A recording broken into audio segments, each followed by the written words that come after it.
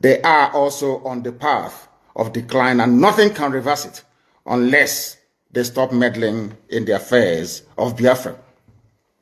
The United Kingdom is over, and a new union should be crafted to reflect a voluntary association of 4 nations. In other words, Britain will no longer exist. You have England, you have Wales, you have Scotland, and you have Northern Ireland. The reason for that is because they meddled in the affairs of the children of God. As I told you earlier, Almighty God in heaven has a way of punishing his children, and we have been roundly punished, believe you me.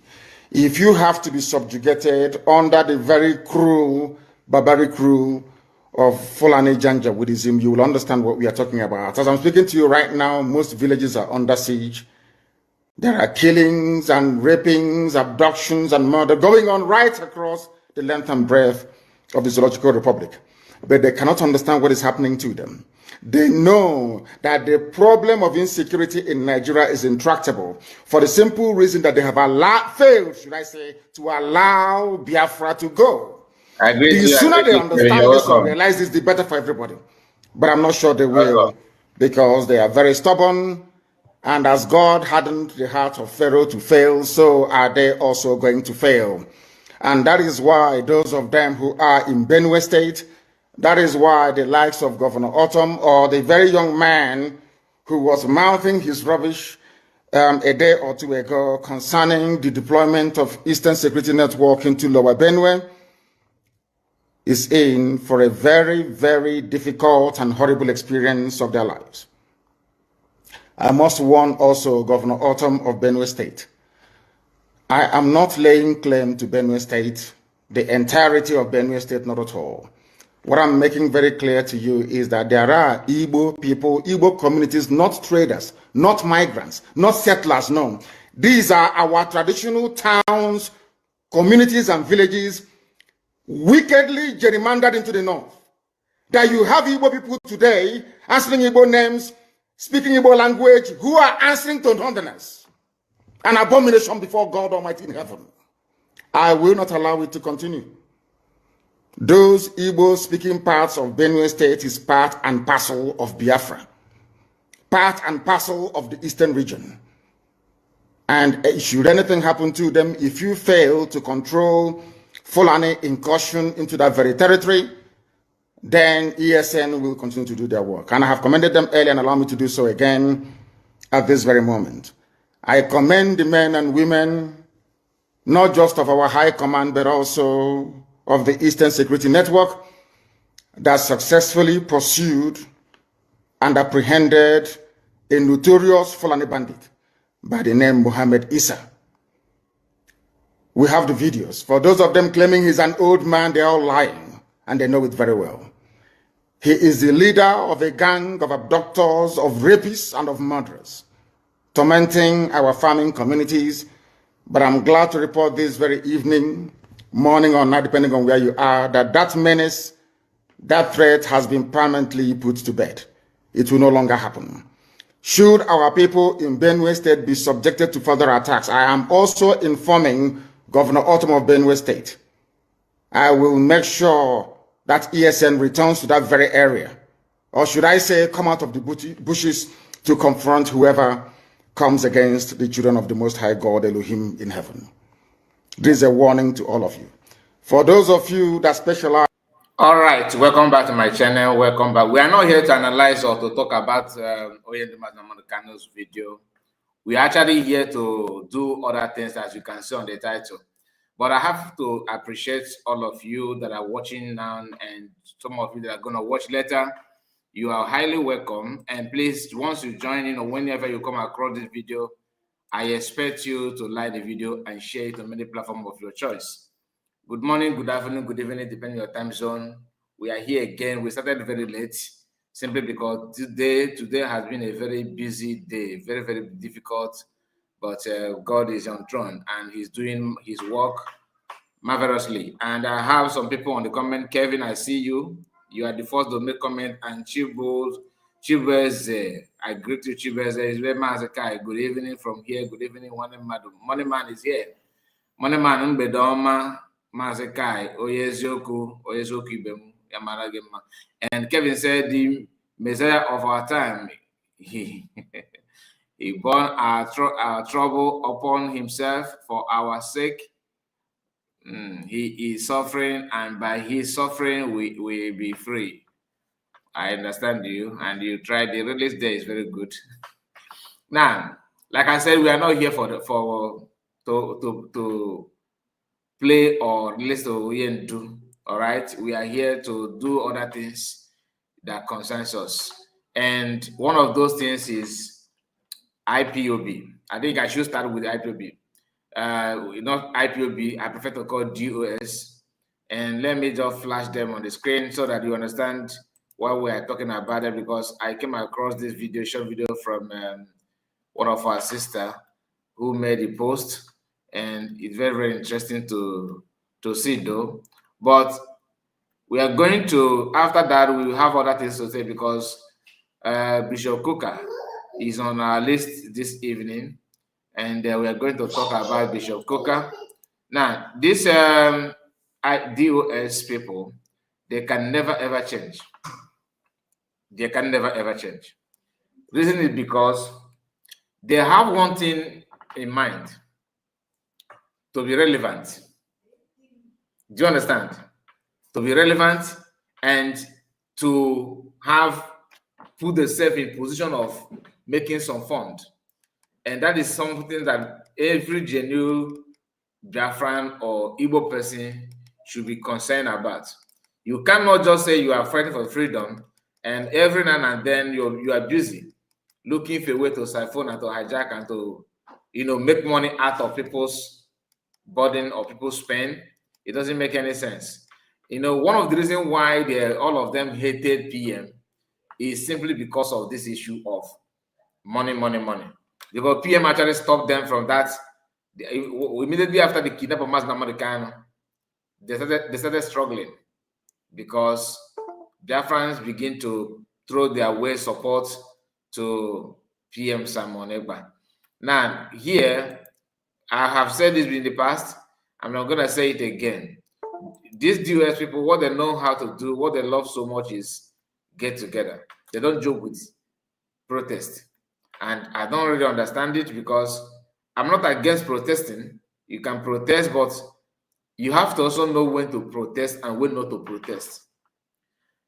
Just like me now, if I go to American embassy and begin to demand that Americans should make me president of America, something that that is impossible, and I am asking that even at the wrong place.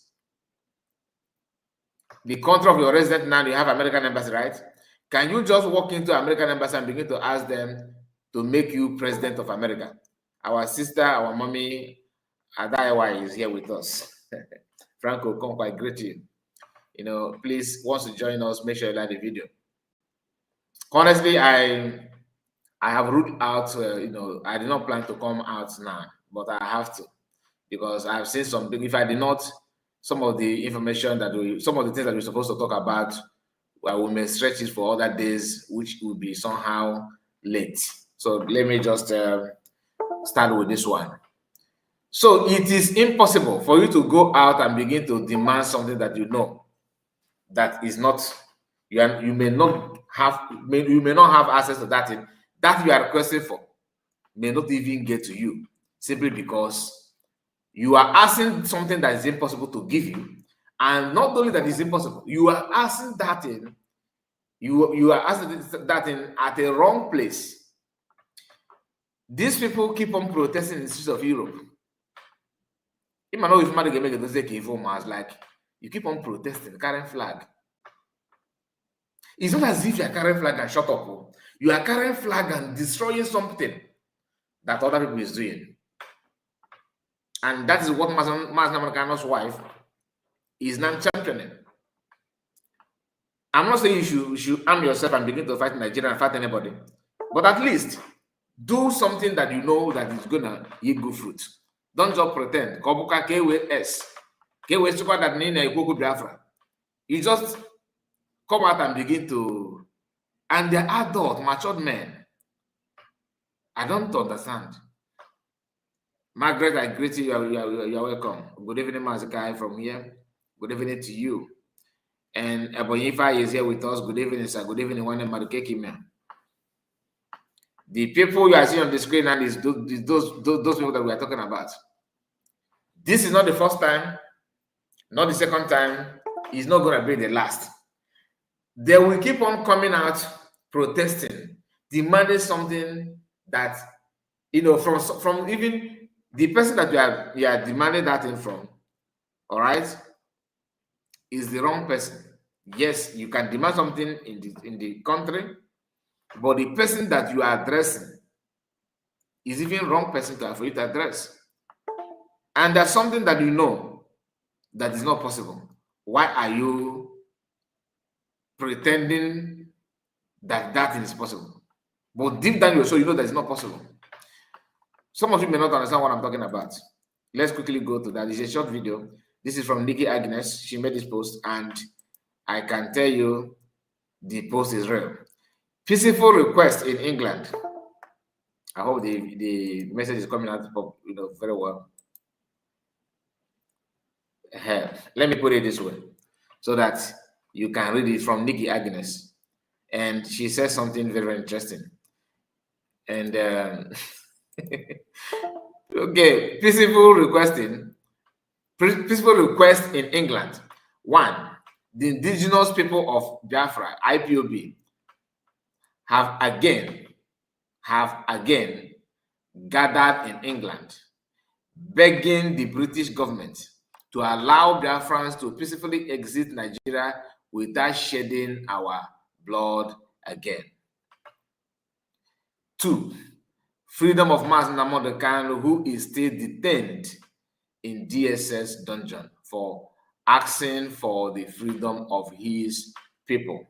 Now, you know why I have issue with this? Some of you may not understand. Why I have issue with it is this. It's not as if demanding it is wrong, go. It is a very welcome development. There's nothing wrong demanding such thing. Nothing wrong. But what is wrong is this. You are demanding it at the wrong place.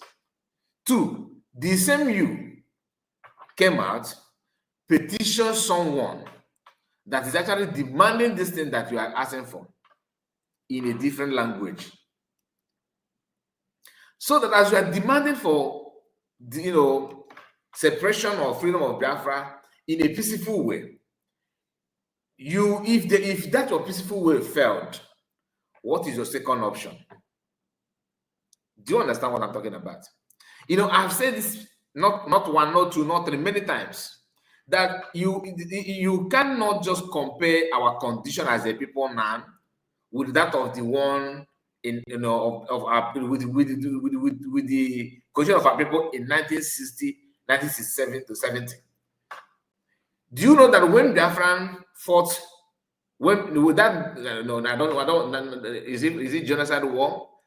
Genocidal war of Biafran, Nigerian, you know what I mean by that. Before the war, our condition was better than what it is now. I'm not talking about in terms of politics in Nigeria, like, no, I'm talking about not even the economy now. I'm talking about security of our land and our people. Yes, those days, this new issue of buying our people is there. Buying our people, destroying people's property, you know, Igbo's properties is in the north and in west and other part, that one exists there.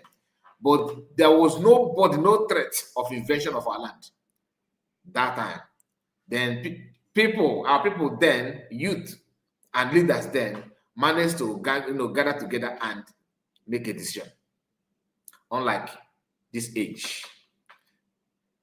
So what I'm trying to say in essence is that you have reasons now to even demand for peaceful, you know, exit of Nigeria.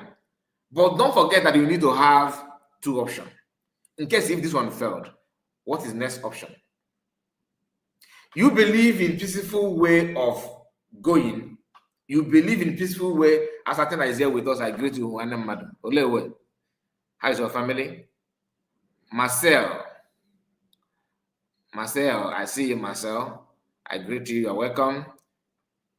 Now, you want to live Nigeria in a peaceful way, which all of us want. Nobody wants war.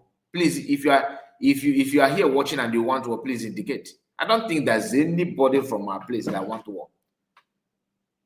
Unless maybe somebody that have psychosis, maybe you have mental issue. Every sensible human being come from our land, Biafrans, don't want war. It is because of this war that we are avoiding. Is the reason why the Ekpa people in Obigbo, no retaliation, no revenge. The Ekpa people in Yemen, in Enugu State, no retaliation, no revenge. The Ekpa people in primary school in Aba High School, no retaliation, nothing whatsoever. The Ekpa in the list go on and on. Nothing. You think people don't feel like revenging and like retaliating? They do, but the fear of going, facing war again is the reason why they buy our people and dump in the river and nothing happened. Before the formation of ESN, Yoruba media's journalist, I can't remember the name of the guy, was bragging on social media. I think it's Jide. It should be Jide. Was bragging that if Mazi Kano want to freedom, he should prepare for war. Publicly saying that before the formation of ESN, that all this carrying flag and marching and corpsing losers and this noise is too much. Is that if you want breaking, you face the Nigerian army. What are they with? Because in their mind, you cannot even challenge them anymore. And that's the reason why, if you keep on saying peaceful resolution, peaceful dissolution of Nigeria, peaceful existence of Nigeria, it sounds good. That rhetoric is good. In fact, that's what we want, and we pray that it should happen, so that no quarrel, no fight, no bloodshed, nothing whatsoever. People will just go peacefully and maintain their border. Yorubas will advance and progress and live in their own side. You understand? Then Northerners will do the same thing. If they want to have 77, terrorist group, they will groom them there and have it there. So any country that leak their border, they can invade and conquer and do, if that's what to give them joy. You understand? It is very, very clear that this is what they want, and they stand on that. No quarrel. But they realize that our people are just moving with one lifeline, which is, please give us freedom. Please, we carry flag alone. No. Please, don't hurt us. So we are very peaceful people. Please, we don't want anybody. Yes, even if you slap us, we will leave it for God. If you fight my brother, I leave it for God. You know what that means? It's good. That's our mentality. That's good. Then another person who comes from the tribe said, okay, we want this, but we cannot keep on saying this. We need to look for another option. And that option we should start with: sit at home. Sit at home. And Biafran started sitting at home peacefully, voluntarily. Nobody pushed anybody. And what happened? The same people that keep on carrying flag, these DS people, started telling you that carrying flag is good, like they normally say, but sit at home is bad, that is violence. They started it, telling you that is violence. Then governors capitalized on that and started calling it criminals. That criminals are the one hijacking IPOB. That criminals are the one causing problem. That raid IPOB. They started separating, they started giving new definition of IPOB, real one and fake one. Even though the acronym, whatever they call it, is Indigenous People of Biafra, but they decided to give it a different meaning. That IPOB. They started seeing it as if, this IPOB is a different people. There are two different people. This one is violent. The other one is not a real IPOB. This one is peaceful. The other ones are not actually real IPOB. They are into that. They are the one. Government started, spreading that news. Guess what? These people, this same DOS, they forgot that before the coming of different prime minister, that these governors have already labeled them terrorists. You were carrying flag then, though, because the idea is that you guys have nothing than carrying flag. That's the only thing you know, and you can march in any street of Europe and gather yourself, and that's all. You don't have any action, no voice. They don't believe that you can do anything. They just stand on that alone. Do you understand? And they use that against them while massaging their back, telling them, you know, just calm down, just calm down. We are here for you. We are here for you. After everything, what happened? The same DOS join hand with the governor, begin now to call PM names. He's a white boy in Finland. He's a terrorist. He's a one in charge of insecurity. He's one that causes insecurity in our land. Listen. And they forgot that before the coming of PM, that the governor that telling you that PM is one causing insecurity have already formed a group called Ebubago. So if PM is the one that introduced insecurity in our land, what is Ebubago is out? What is that job? Was it not to attack their claim that they're fighting insecurity? That's the function of Ebubago. So, and the same people, DOS, that are telling that Samanaba is the one causing all the problem, that not even Fulani, that they are the one causing, they are the Fulani. So what you, under your watch, you formed ESN. What was ESN formed for? If our land is actually that peaceful that you are claiming that is peaceful. So you form ESN for what? Because check the time frame when they form ESN, when they form a bag, these two things was formed before the coming of PM. What do I mean by that? PM was already here, but not as vocal as he is now. He's not. There's nothing like autopilot as of that time. Mas Makana was still here when they formed a Ebubago. So you form Ebubago for what? If you want to tell us that formation of Ebubago is nothing, that PM is the one in charge of all the insecurity, and they went to Finland, report PM, telling Finnish government that we are IPOB, we are DOS, we are the one, you know, that everybody know. Even though I am here with my brother who that called me terrorist, and we are here. This is the letterhead. This is our letterheading is from government. This government is our brother, although he called me terrorist, but we are not terrorists. And this is my brother have not renounced that I'm not a terrorist. He still maintain it, but I am here. Two of us are here to report this one called Simon Ekpa. We are here to report him because he is the one causing insecurity. The question is, why did this one that we went there? Because Bianco Ono represent governors. So Bianco Ono is his government official. So he represent the government. And they team up with Mazam Kano's wife, a woman that the government, which Bianco Ono represent, labeled her husband leader of Ndobonigwa. She now joined hands, submit document to Finnish government, telling Finnish government that there's a man called Samanepa who lives in your country, and he's the one causing insecurity in our land. In our land, it used to be peaceful. There's no problem. Okay, there's no problem. You don't have any security challenges there. Then what was your reason, or what was the reason why you formed ESN before? And you, government, you said that this guy is one causing insecurity, right?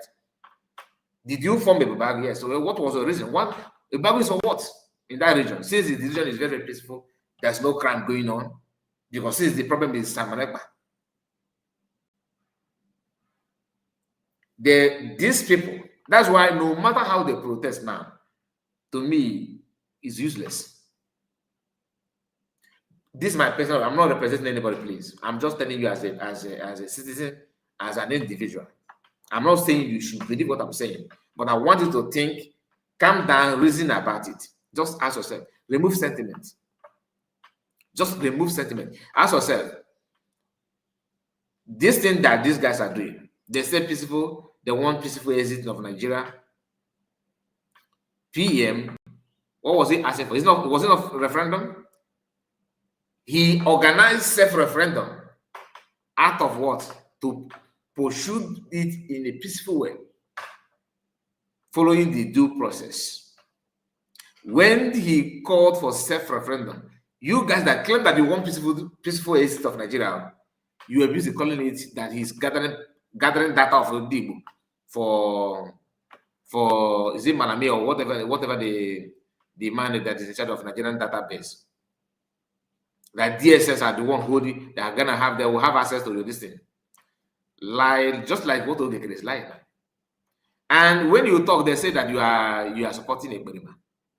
But the truth is that he is the one causing insecurity, and you are comfortable working with somebody that called you a terrorist, and the person in one of the voice of government who happened to be Soludo said publicly that you guys are now working with him. Recently, he said that you guys are the one in our land, not the Fulani. And you think you are brain, you know what I'm saying. So this idea of protesting in Finland, in UK, requesting for something, you have been demanding for this for how many years now? Watch. The people of Luton to help us tell your MP, tell the government of Great Britain to allow us therefore to exist for that contraction called Nigeria. That's the good gospel we bring to you people in Luton. We are not causing any harm. We are not carrying any gun or any arm. We are peacefully asking for a peaceful exit. A referendum to be silent in Nigeria for us to decide our future. We are asking for a referendum to exit from Nigeria. We are not carrying any arm. We are peaceful in our request. And Great Britain knows that Nigeria has expanded after 100 years of unholy union. We Biafrans have decided to take a coup and a home. No retreat, no surrender. It's either Biafra or Biafra. So we are preaching the gospel.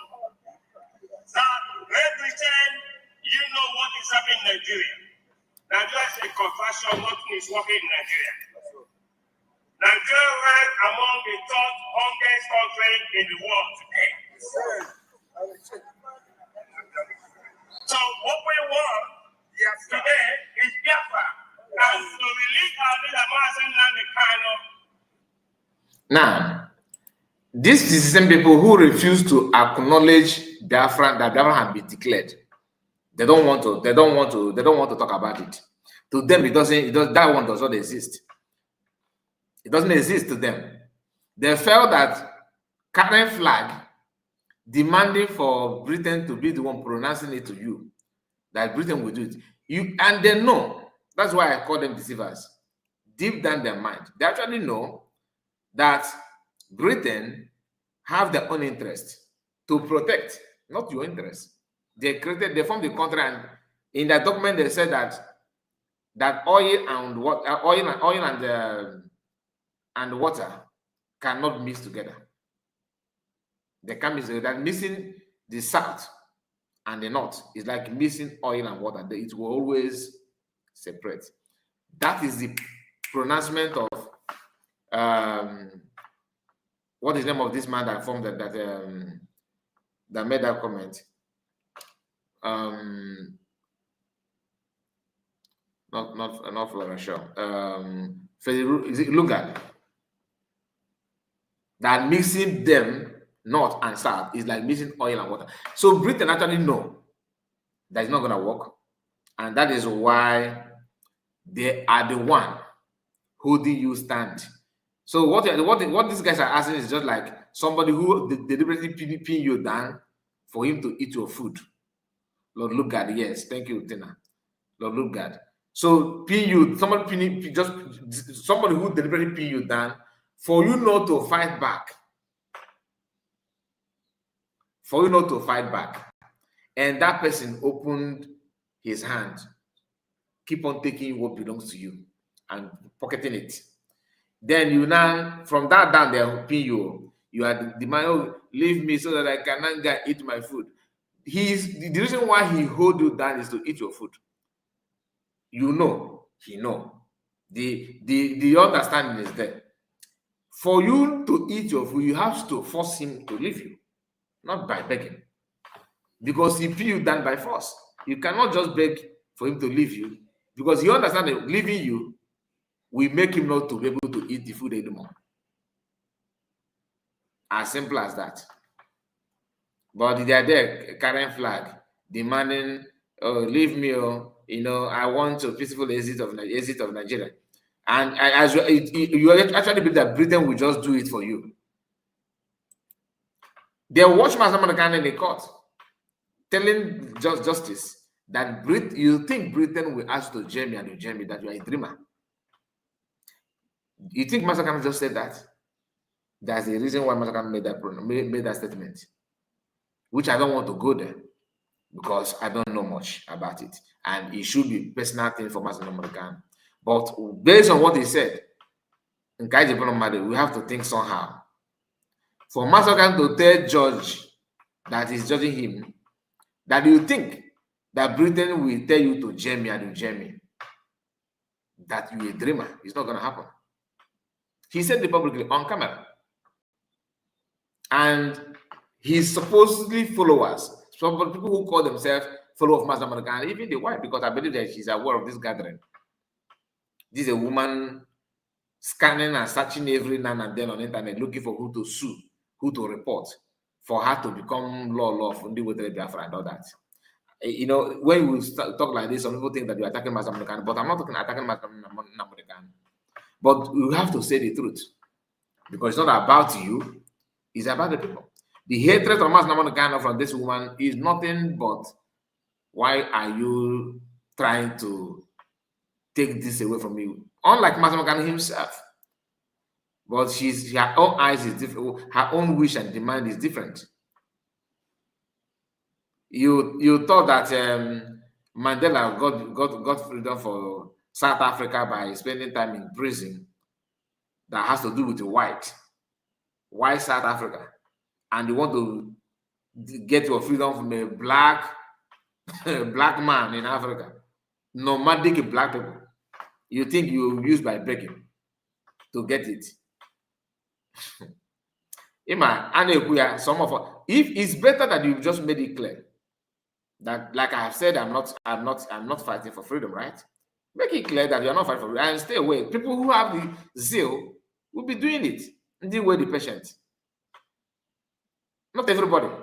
You think because you're an Igbo person that you can speak Igbo, that simply means that you're a freedom fighter. Really? Is that what they think? You must be truthful to yourself. There's no way you can call yourself a freedom fighter when you cannot even, you can't even reason, like you don't have the mindset, you don't have determination, you don't have the courage to do anything or to say anything meaningful. Every now and then you are just, you think that your statement must be the final. When you know that you are not even doing anything in that regard, you are just doing something that you think it is profitable for you and what maybe people will like. No, that does not mean that you're a freedom fighter, because you have to possess one kind of mindset for you to get it right. Otherwise, you end up making mistake. Then these people, they may expect you see, many of you have watched this woman. Her video is trending on the internet. People are reacting on the video. Igbo people are picking on that, of course, reacting, because the woman is a mother of Ndo. Someone that sounds like this is the people that you are going to approach to give you freedom peacefully. Like, she is the one that's going to give you freedom peacefully, isn't it? People with that kind of mindset. You have seen videos, a lot of videos of this woman. What she's saying is unbearable, but I want to look for one of her video, and I just want to play it. I hope I still have that particular video here. There's one I'm looking for. If not, we'll play the one that I just showed you now. There's one I'm looking for. Yeah, I think this one. Now, this very video you are seeing here, I want you to listen again. Maybe you have watched it before, but you can see the anger and pain in her mind about every tribe. She's picking on every tribe. That's why, for Yoruba people celebrating her for talking trash on Igbo people, but they are not sharing, because they are the ones sharing this one as well. If you come down here, you see, I don't know who is behind this, maybe a Yoruba person, but the one I have before is a Yoruba person that's sharing it. They are sharing it with comments like, "Oh, tell them." You know, they think that they are the only one that know how to attack other people. But this woman is her own. I don't want to go, listen to what the Yorubas are saying about this video, but I want you to focus on her mindset and the anger and pain. Is that the people that you think that you're going to carry flag and ask for, your freedom and you get it? Really? Don't want to go, Biafra wants to go. What are you waiting for? What are you waiting for? Have 5 of your states in this country. Lead by example. Leave those shops of yours, leave those buildings of yours, go back to your state and start developing it. If you are serious, develop your state, develop your political system. Fund today and get people in the House of Representatives who would pay your voice and see if every Nigerian will not let you go. Excellent, what you can say. You only leech on us in this country. We from the northern Nigeria can boldly say we have gained something from the southwestern part of Nigeria and the south. We collectively, Dangote today is established in the northern middle belt of this country. Why you migrate you? It's also established in Lagos. That is where's your phone? You're welcome. Essence, what you We from the north unite. Even when Tinubu's people did not vote him, the northerners vote until Tinubu could find himself in power today. We allow the people from the north, from the south to come to our state and invest freely. We allow them for growth. Of course, we do have conflicts once in a while, but the facts and the statistics of reality is here. Come and see them all over our places. Doing fine, doing well, establishing themselves, houses, schools, and all that. People from the southwest. We provide food. We provide food. We are the leaders in terms of agriculture in this nation. We provide food and we take it to the west. And the south, majority of the food that's consumed in this nation comes from north. I want to ask a question. What is you people's benefit? What is it about you that if you go today we're going to miss? What is it about you we're going to miss? Is it an importation business that involves so much exploitation? Is that what a Hausa man cannot do or a Yoruba man cannot do? I want to ask you a question. Do you have oil? You don't. It is the South and the Niger Delta area that have oil. And they don't even give us headache like the way you do. They cooperate with us. They do everything with us. What is your people's problem? What do you talk about? Because your resources. What resources do you have? You've been leeching off of everyone. If the Yorubas are talking, if the Niger Deltas are talking, yes, we can hear, but not you guys. What do you have to offer to Nigeria that we cannot offer ourselves? Okay, let's see. We feed this country, yes, because of our flat lands, because of our agricultural prowess. You decide. If Yorubas are talking and South are talking, yes, we can listen. It's a lie. Just to massage their neck to conquer them. Because their target is what belongs to people. Now, back to I'm not here to talk about this one. There's something she said at the end that I want you to ring in your mind as an Igbo person. Let me just play it to the end. Just watch. We are going to feed the rest of the country. Can you do that? Can you, for example, do what the Yorubas are doing? Can you give us what the Yorubas are giving us? What are you giving us? Except what destroys our economy, which is importation. What are you giving us? That importation destroyed the economy. Coming from people who have a group called Boko Haram for Western education. What can you manufacture without Western education? You see, this gang of criminals, and you want to carry flag and tell them to give us freedom, and we give you. No, they are criminals, and that's why Britain select them to be their leader perpetually. You can't do anything about it. They are not bragging about it. It's no longer time of let us hide and say it. They're saying it before you were present. You do nothing about it. And when somebody who understands these tactics rose and said, okay, yes, you guys are, what you are doing is good, but I have a different mentality. Let us talk about something. You see them fighting against that person. Something document to fight against the person. Now, let me play it. Just so. No. We might not be able to deal with America fully. No, listen here. If you think you're going to creep up into the division, listen from this part. This part. It's getting more serious every day. It's getting more serious every day. If you think you're going to creep up into the division of this country, we've got to know who you guys are truly are. We're going to deal with it. We might not be able to deal with America fully, but you see those ones at home, you are an assignment we have put in our front. We might not be able to deal with Americans, but you see these ones at home, we are having an assignment. This is the word of this woman. You Igbos, you elites of the Igbos, the leaders of the Igbos, the political class, how do you feel when you hear the end of this video? Make this video go viral, let every other Igbo person see it. I know that there are plans. She said it here now. She's saying it here now. She's saying it now. Police cannot arrest her. Nothing can happen to her. But everybody will close their ear now over it. I pray their plans don't stand over Igbos. Now, that is a pure threat, right? Nobody's talking about it. Nobody's talking about it. And everybody just sweep it under the carpet. Now back to IPOB. IPOB, they are busy in the US. Because when you hear IPOB, not the IPOB that you used to know. I'm talking about US. They are busy believing that current flag is the best thing to do. The ending says what to people. Okay, I'm gonna play it again from. Please pay attention. Pay attention so you understand it. And if you don't understand it, then if you don't understand it, then let me now explain to you what she said. Feel free to go back to your states and just keep making noise every single day. If you are proud of who you are, start making your move now. Start making your move now. It's not about just disturbing everybody with noise and making fun up and down the place. See, it's about to go down. It's getting more serious every day. It's getting more serious every day. If you think you're going to creep up into the division of this country, we've got to know who you guys actually are. We're going to deal with it. We might not be able to deal with America fully, but you see those ones at home, you are an assignment we have put in our front. We might not be able to. Now let me because she just edited it. So people were watching and said this man is educated. No. Yes, she may know how to, she may speak well, but this speed in her speech is doable when you have it. If you want to edit it, you can add some speed, you can cut in that gap. Like when you say, how are you? When you say how, there's a gap. If you know how to edit video, you understand what I'm talking about. There's a gap. When you stretch the video, you see empty voice. Cut it, and delete it and join it together. The person will be speaking like a machine, then you add a little bit speed. That's what she's using on TikTok. And people are going gaga, nothing else indicated, Fulani. I'm not here for that, but let's pay attention to what she actually said at the ending part. Everybody with noise and making fun up and down the place. See, it's about to go down. See, it's about to go down. It's getting more serious every day. It's getting more serious every day.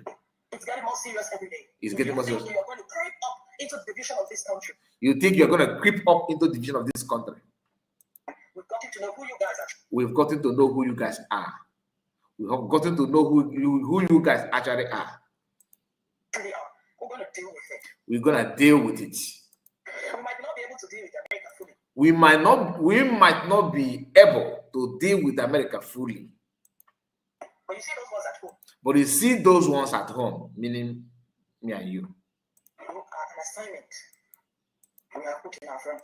You are an assignment we have put in our front. Do you understand it? That is, remember, the Trump comment is about genocide. And she's here making another genocidal comment on what is yet to come. When you play this to our people in the north, they will start making arguments. And I forget you now come back now happy you they could double to Sweden now forget about this. Do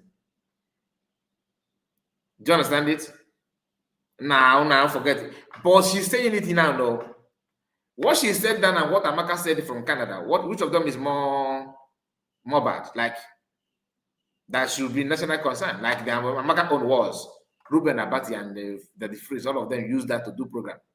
Igbos are calling for Yegbamio, they're calling for Yoruba head, Yegbamio. But the one the Yorubas are saying, nobody's talking about it. As of today, if you are an Igbo person, freedom of speech is not for you. And even if you make that speech, you may make it, you may be free to say it, but you may not be free to explain it after. You may not be free after making it. But every other tribe have right to deal with you, to talk down on you, to say anything, and security forces will turn blind eyes. Then our people see it as something normal. I've seen some videos of some people, because at the end we will get to Bishop Kukah's program. So please just bear with me while we move slowly on this one, because we started late. And if you are one of those that just joined us, I expect you to like the video and subscribe to the channel. If I have not mentioned your name, please don't feel bad, because I am somehow trying to get this right. The in drive, I see you. I see you're welcome. And we have Estebano. Estebano is here with us. I greet you. I see your comment. Please make sure you like the video in case if you have not. And do all you can to support us by subscribing. Now, there's a video of an Igbo man, because we have from day one, let me be honest. It's true that many other tribes always pick on us. and the picking on us is not that as if we are bad. It's not that we are bad, but the problem is that some people see our strive, our effort, our determination as a problem. Some of them see it as a kind of the challenge is what they don't want. They feel that you are trying to intimidate me. You know, the way you dress, the way you walk confidently is a problem. Remember when Mazangano was told to change his clothes, and they brought out Ishiago for him to start wearing while going to court. And what was DSS said, you know, that is the reason why they refused is because Ishiago looked intimidating to them. Because some people hate you as an Igbo person simply because of who you are. And they want to play it down as if, no. Your character is the problem, not because of your Igbo. It's a lie. It's a lie. And one of the reasons is this. People see you that you have, after what you have been through, and you still have voice, you still have the zeal to forge ahead, you still have the urge to fight and maintain who you are. You still feel that you can get it, even when the society and everything around you is speaking against you and working against you. But when you're summoning the courage, how you summon the courage to move forward is actually, you know, they feel uncomfortable. They don't see it as something ordinary. Like they want to know what is your source of strength. How are you moving forward with what for all this and working against you? You're still moving forward and striving. Why must you continue even though it is obvious that everything is against you? And that's a problem. So they don't walk behind anymore to pull you down. They are now coming out publicly to pull you down. And our people, like I said, from day one, most of our problem always generates or come from our own people, whether they are few in numbers or not. But if you trace it, you will find out that our people are the one. The issue of IPOB, labeling IPOB as a terrorist group, started from our people. Start its governance. PM is where he is today, not a Karuni man or what they call that. These Karuni people from North, they are not the one that reported PM. They are not the one that protested against PM. Yoruba man did not carry flag in Finland protesting against Simon Ekpa. Who did?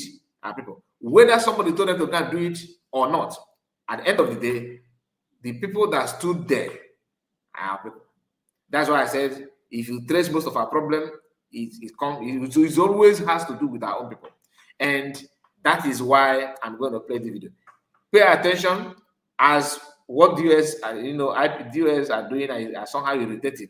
What this one, a man who said they born him or he grew up in the north. Hear what he said. Man, when he says he's very successful, it's so funny. I look at an Igbo man with a bombastic right eye because it doesn't make sense. Now, let me start by saying that I'm an Igbo man, but I don't think like an Igbo man. I'm an Igbo man by birth, but I don't think like an Igbo man because the Igbo man is clearly irrational. Majority of them clearly irrational. You can hardly find, in fact, let me tell you the truth. Any Igbo man that you find that is mostly rational grew up in the north. I can conduct your research. Any Igbo man you find out that is irrational grew up in the north or was pretty much regimented. Which means the person was locked up in the house and was rather exposed to some other environment through the television, just like me. But let me get straight to the point. You see, in your definition of success, every man is entitled to his opinion. Every man is also entitled to his interest in life. It is based on your interest, a collective interest, that you measure your success, right? Good and fine. But you know, at the end of it all, your definition of success as a group and the definition of other people's success as a group begins to contend with the other. And whichever comes above the other eventually proves which one is the rightful definition of success, hence the group that is mostly successful. So let me start by saying this. The Igbo tribe in Nigeria is the most victimized tribe in the whole of Nigeria. The Igbo tribe is the most oppressed and victimized and disorganized tribe in the whole of Nigeria. Now, the Igbo man has interest in making money So collectively, we call that success. So your level of success is dependent on how much you have. Now, but in our own way, we begin to look at the northern man, the Hausas and the Fulanis, as irritating sets of people, because these people do not really show much interest in garnering money for themselves. They live this life, this simple life that we call Bakomi, a life that does not put so much interest in acquiring so much for yourself. So they just eat and live their simple life. They don't need much, they don't require much. And then as Igbos, we consider them not successful. We just look at them like these people don't know things. We look at them as irrational sets of people, me excluded. Because you see those Northerners, I cherish them. I cherish them. And here I'll tell you why. And my reason for cherishing them also gives it away on how they are more successful than Igbos. So in their nature of living very simple, while the Igbo man acquires for himself, they are able to understand life such that they dominated the Igbos in all spheres of life. And they showed us in the personality of Aliko Dangote that if riches was their interest, if they wanted to acquire wealth for themselves, they would have probably done it more than Igbos. And they would have crippled the Igbos from making money. But the truth is that they do not show interest in acquiring money for themselves, because they know that such will render them weak and distract them from the true focus. And that is why when you look at Nigeria as a whole, for a very, very, very long time, the people that call the shots are Northerners. In fact, many Igbo people live in the north, and that's where they invest, because the system there is so favorable. The system there is clearly the best. It's way much more organized than that in the east. In fact, if you come to the east, anything goes. That's where the crux of corruption, disorganization, oppression, and all those things go. But in the north, a measure of organization and a working system is still found. Now, what am I trying to say? This is exactly how Igbos also came to South Africa and Ghana, to give the impression that they are the successful ones. But if your success cannot guarantee that other people rather come to your state, rather it is you that move to their states and abide and submit to whatever they want, such that, you see, South Africa way back as 2012 can decide to eradicate or eliminate Nigerians, especially the Igbos, and nothing can be done about it. Igbos will become victimized just like that. So how is this success that everywhere you find yourself, you're usually the one that is oppressed and dominated, and then you give it away that it is because you're successful, it is that you're being envied? Success can only be defined as such by a man that is irrational and useless, brainless. Because true success would make you such that nobody can dominate you. In fact, people would rather come to you and submit to you. Success would make you not to go to other people's country, rather. Okay, I am going to play it again. How many minutes is this? Please don't go anywhere. I have something to attend. I will be right back. Just wait for me. I have something to say. I look at an Igbo man with a bombastic right eye because it doesn't make sense. Now, let me start by saying that I'm an Igbo man, but I don't think like an Igbo man. I'm an Igbo man by birth, but I don't think like an Igbo man, because the Igbo man is clearly irrational. Majority of them clearly irrational. You can hardly find, in fact, let me tell you the truth. Any Igbo man that you find that is mostly rational grew up in the north. I can conduct your research. Any Igbo man you find out that is irrational grew up in the north, or was pretty much regimented. Which means the person was locked up in the house and was rather exposed to some other environment through the television, just like me. But let me get straight to the point. You see, in your definition of success, every man is entitled to his opinion. Every man is also entitled to his interest in life. It is based on your interest, a collective interest, that you measure your success, right? Good and fine. But you know, at the end of it all, your definition of success as a group and the definition of other people's success as a group begins to contend with the other. And whichever comes above the other eventually proves which one is the rightful definition of success, hence the group that is mostly successful. So let me start by saying this.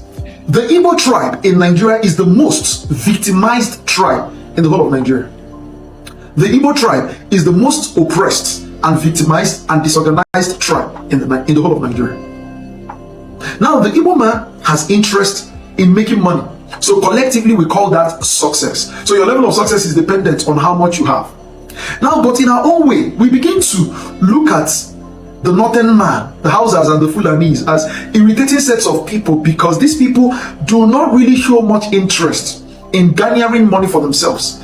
They live this life, this simple life that we call Bakomi.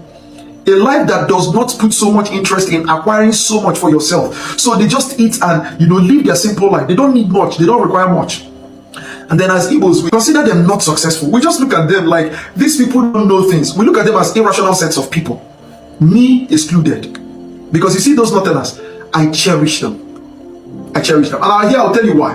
And my reason for cherishing them also gives it away on how they are more successful than Igbos. So in their nature of living very simple, while the Igbo man acquires for himself, they are able to understand life such that they dominated the Igbos in all spheres of life. And they showed us in the personality of Aliko Dangote that if riches was their interest, if they wanted to acquire wealth for themselves, they would have probably done it more than Igbos. And they would have crippled the Igbos from making money. But the truth is that they do not show interest in acquiring money for themselves because they know that such will render them weak and distract them from the true focus. And that is why when you look at Nigeria as a whole, for a very, very, very long time, the people that call the shots are Northerners. In fact, many Igbo people live in the North, and that's where they invest. Because the system there is so favorable. The system there is clearly the best. It's way much more organized than that in the East. In fact, if you come to the East, anything goes. That's where the crux of corruption, disorganization, oppression, and all those things go. But in the North, a measure of organization and a working system is still found. Now, what am I trying to say? This is exactly how Igbos also came to South Africa and Ghana, to give the impression that they are the successful ones. But if your success cannot guarantee that other people rather come to your state, rather it is you that move to their states and abide and submit to whatever they want, such that, you see, South Africa, way back as 2012, can decide to eradicate or eliminate Nigerians, especially the Igbos, and nothing can be done about it.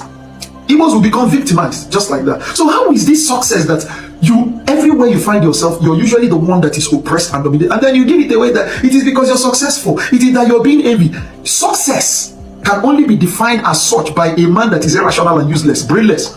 Because true success would make you such that nobody can dominate you. In fact, people would rather come to you and submit to you.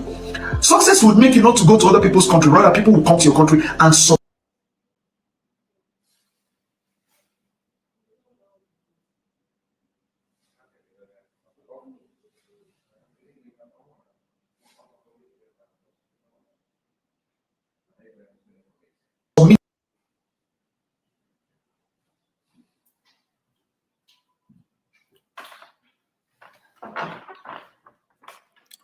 All right. Sorry about that.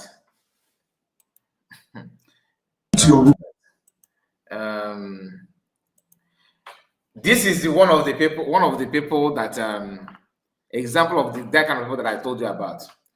Those who actually believe they know everything, but they don't know anything. He gave an example of how rich Northerners are by mentioning Dangote.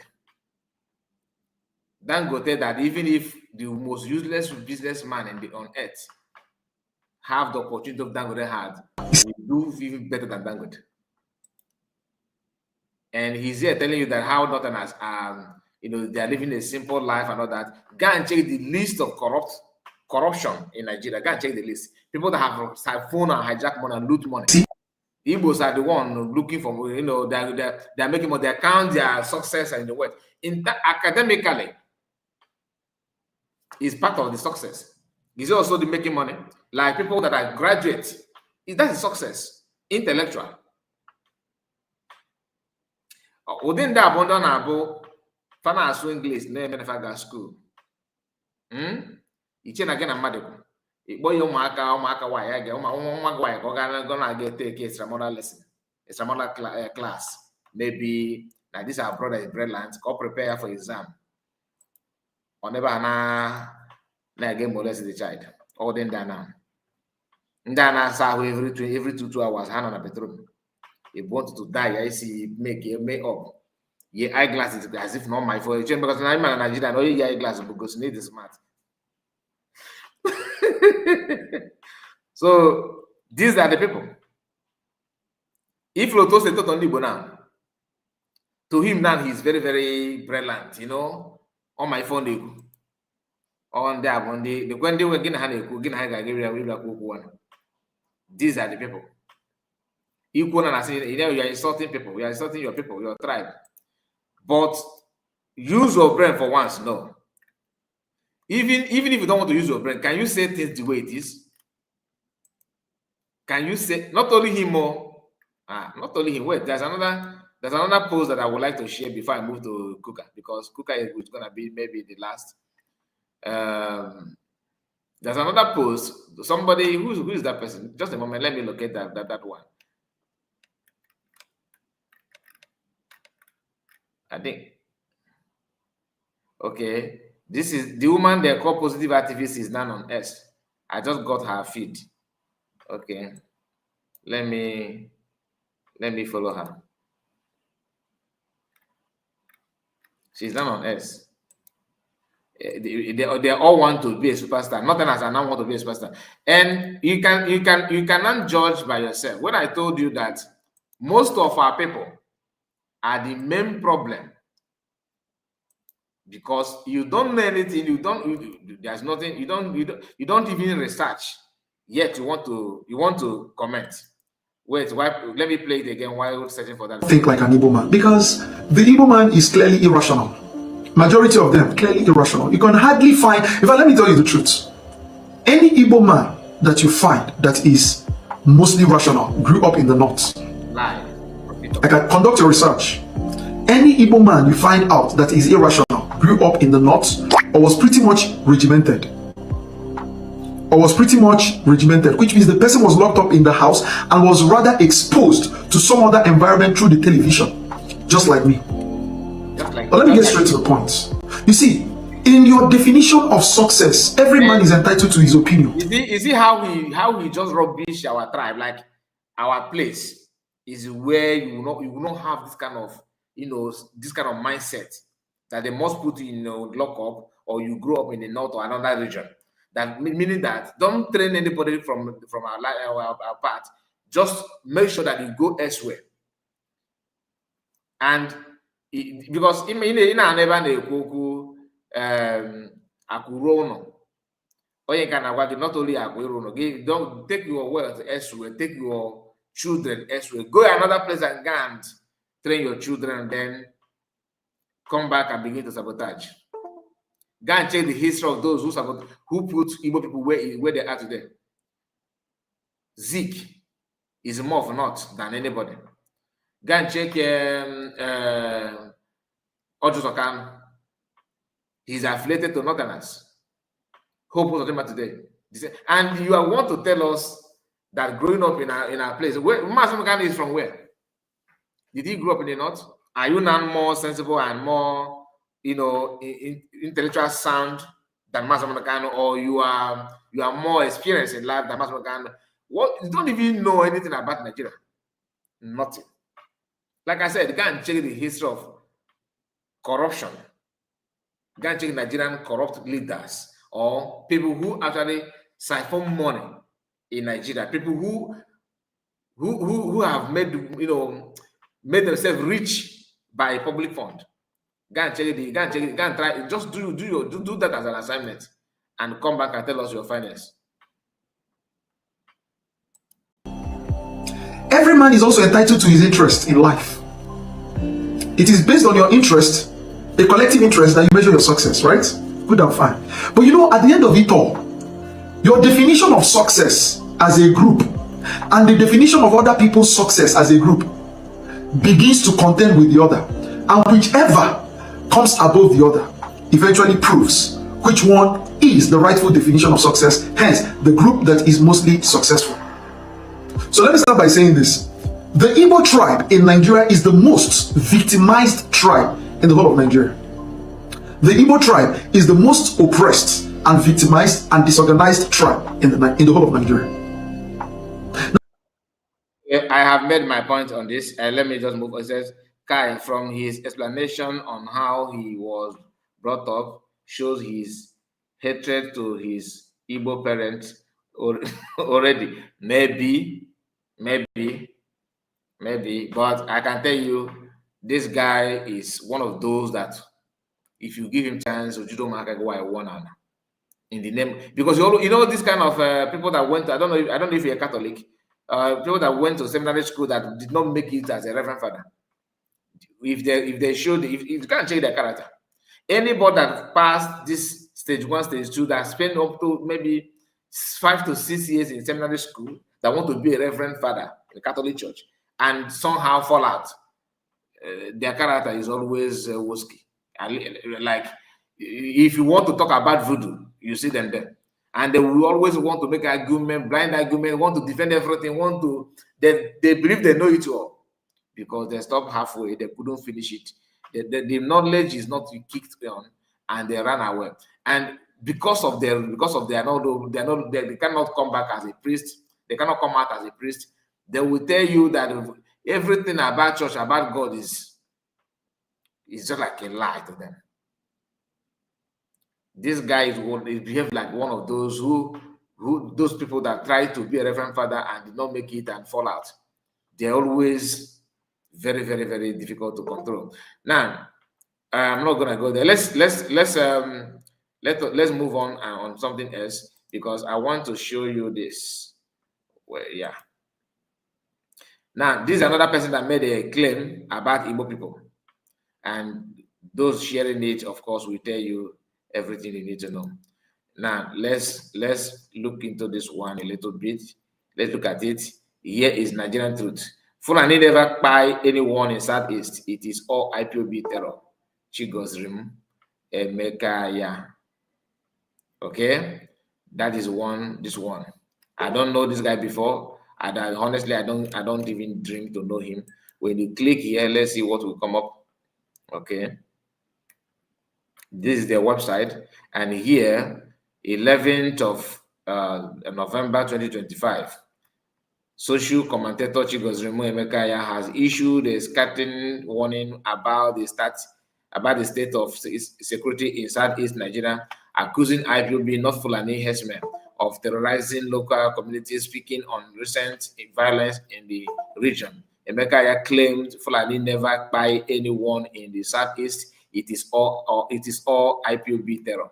According to him, Igbo living abroad or outside in the Southeast have been forced to pay millions of naira to IPOB to prevent attacks on their families. Some reportedly paid between 700,000 to 800,000 to hold burial and marriage ceremony safely. Emeka also alleged that prominent business figures, including Kobana chief priest and Obi Kobana, relocated their operation from Owerri to Lagos to avoid kidnapping threats. Communities such as Osumohu, Lilu, and Iseku have been largely deserted due to fear of violence. He further claimed that over 70% of attacked families have lost loved one, and in some cases were denied access to their bodies, which were allegedly harvested by the group. The commentator described the impact on social life, saying that Igbo families now hold Christmas and other gatherings outside the Southeast to ensure safety. Emeka warned that the ongoing terror is not only disrupting communities, but also reshaping the social and economic landscape of the region. Okay, now you know why I'm playing. You know why I decided to play this, to read this out, for you to know when people tell you that our people are the main problem. Don't just discard it because you don't want to talk about it. It's always good for you to see the two sides of the coin, so that it will make more sense to you to understand the mindset of those who claim to be your brothers. Now, do we have criminal in our land? All this why? Yes. If not, why did Ojuto Kanu and the former governor of Anambra State formed the Bakassi Boys? You remember the Bakassi Boys? What was the reason why they formed it? Was it IPOB? Was it IPOB or Mazop? The answer is no. So criminals always there. People that decide to rob bank and all that. It is everywhere. Everybody have their own their own agenda. The Arise anchor that was murdered few weeks ago, few weeks back, who are the people behind it? Are they not Northerners in Abuja? Is there any woman robbing in Abuja? Is there any woman robbing in Abuja, in the northern states? And this is just the recent one. We can go on and begin to bring other ones, but this is just the recent one. But when they talk, if you call the attention and say, look, my brother, what you are saying, it doesn't add up. Oh, he will tell you that you are one of them. You are just one of them. Now, I saw this post here. I saw this post where what's the name of this our sister? That is Fanny COS and Diane from D is here, and the COS is here, and this our lady, I think what is her name? I forgot her name. Is it Adeze? So I think something Eze. Now they are not mocking our people. They said that they couldn't afford aircon, but they don't realize, they don't even bother to know the location where they are, or like they don't know that this is America. I don't know where they okay, they even know that it's America, but they believe that they cannot afford aircon in America. Now, I have seen this not less than 4 different posts from different people. They just opened embassy of Biafra in the United States. Meanwhile, they are traveling with Nigerian passports. Now, I'm coming to reply because just like the one who claimed that he knows a lot about Igbo people, they don't check their history. They don't know anything about thank you, Madam Origin. God bless you for that. So they don't check their history. They don't bother to know what happened in the past. They don't care. Now, you said that they're traveling with Nigerian passports. Before 1960s, Zeke and Awolowo, were they British citizens or Nigerians? If Nigerians, then how did they manage to travel to, what document were they using that time? What document is that? Are they using Nigerian document like Nigerian passports or British passports? Because Nigeria is not a country of their own, they're just country colonized, right? But the thing is that do they have their own passport, Nigerian passport, under British, or they were using British passport? If you say okay, they are using British passport, so but they later have their independence as a Nigeria as a country. So they now have their independence. That independence they had, does it stop them from moving around with Nigerian passport? No. So we know who we are, and before the formation of Nigeria, we were something then. What were we? Can you just tell us our name before that time? And you want us to just write it off and everything because you formed Nigeria. You can say all you want to say, but the truth is that we are not against you as a Nigerian. We're actually not saying that you should not be, who you want to be. But can we also understand that we also have rights to be who we want to be without missing word? That's the problem, because you guys always want to show strength. You want to show us that you know it, you have it, you can do anything and not do. Mocking Biafrans because of this video is shocking. Let me see if there's any voice. United States of Biafra in Washington, D.C., our first embassy. We want to let the world know that these is it. Yes. Nobody can do anything about it. The United States of Biafra is a sovereign nation. Yes. Any government in the world holding any United States of Biafra citizen anywhere, in any DSS dungeon, in any prison, in any cell, we are using this opportunity to let you know you need to let them go. Yes. Immediately. Yes. Immediately. Yes. You need to let them go. Yes. Peacefully. We want peace. Yes. We are a nation of peace. Yes. We are a nation of peace. Yes. We know more important we have to defend ourselves. Yes. We are telling you, you must let our Prime Minister leave immediately. Yes. You must let him down the channel leave immediately. Yes. Because the United States of Biafra, of which these two individuals are the leaders and the Prime Minister respectively, yes. Nobody can stop peace. Peace has come. Yes. It is for your own interest to leave them peacefully. If you don't leave them peacefully, we will make them leave them. Yes. We know what to do to make them leave them. You are a nation. Yes. You are a country. Yes. Just like the United States of Biafra, right? Yes. So we know what to do. Yes. We want peace. On that note, Biafrans, I'm going to open this office of the United States of Biafra government. In the name of the Father, and the Son, and the Holy Spirit.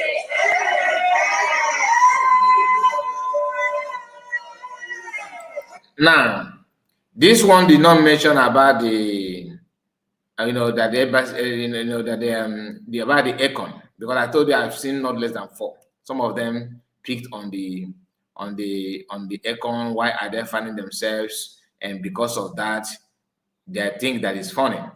But this is some people who I don't think they have like this one have never traveled anywhere. I doubt. I don't think these are people who become base guys that don't even know anything. When you travel outside, no, I'm not saying going to Ghana. No. I'm not saying I'm not Ghana, please. I'm not even any African country, not even South Africa.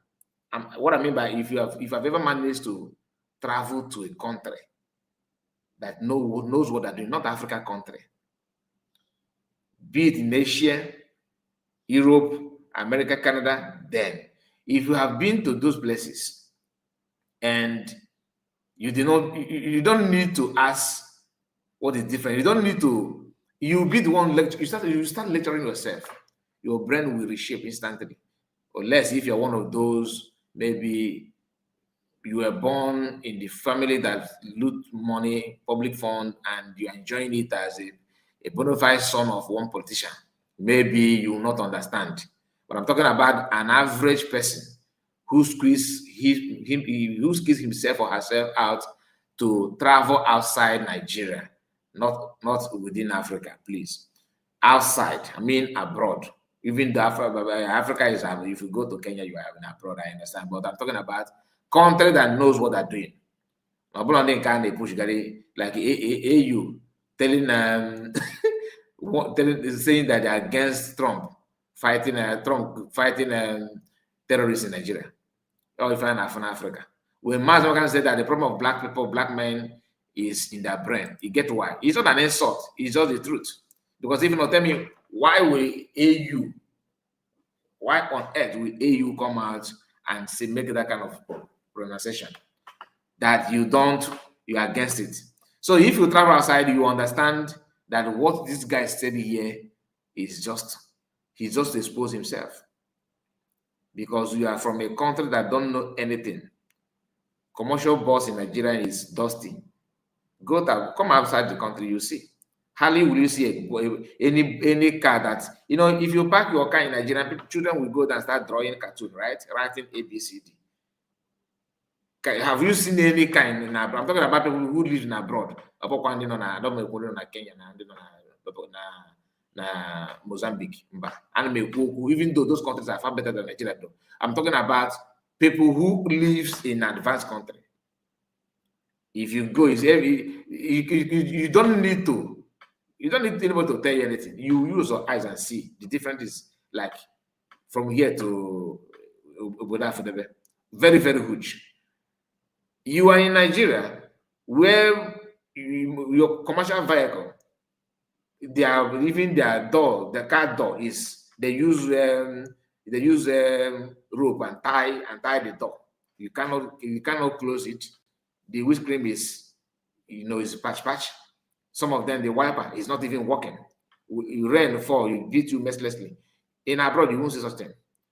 You won't see. You check the tire, even the wheel car wheel, the tire of vehicles pass, that go out in your streets and see for yourself. Or you go to car park, every car there is well clean, polished. Then come to Nigeria, no road, no electricity, nothing, and you have the audacity to question people office in America. That location in your life, you say your name is High Chief Lawrence. Nobody, if you sell your family land, your inheritance, if you have any, you cannot afford 4 square meter in that location. Like buy this thing, you can't. Well, did I say buy? You can't even rent.